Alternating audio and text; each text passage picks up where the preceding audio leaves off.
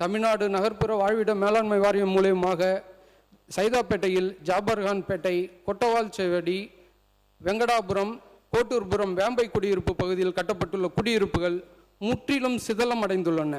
50 ஆண்டுகளை கடந்த நிலையில் பெயர்ந்து விழும் மேற்கூரைகள், ஒழுங்கும் மழைநீர் என்று உயிரை கையில் பிடித்தபடி மக்கள் வாழ்கிறார்கள்.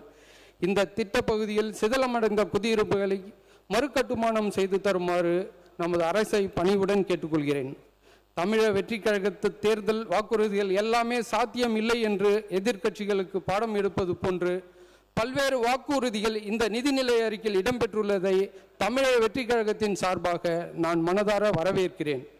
தமிழக மக்கள் தான் எனக்கு முக்கியம், அவர்கள் வாழ்க்கை தரத்தை உயர்த்துவதுதான் எனது உயிர் மூச்சு என அயராது பாடுபட்டு வரும் தமிழக முதலமைச்சர் அவர்களை பாராட்டுவதில் நான் மிகுந்த மகிழ்ச்சி அடைகிறேன்.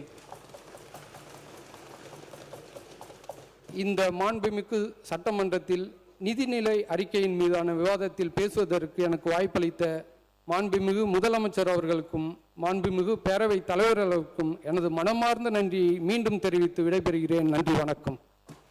பிளே ஸ்டோர் மற்றும் ஆப் ஸ்டோரில் இருந்து பாலிமர் செயலியை QR கோடு மூலம் பதிவிறக்கம் செய்யுங்கள். செய்திகளை உடனுக்குடன் பெறுங்கள்.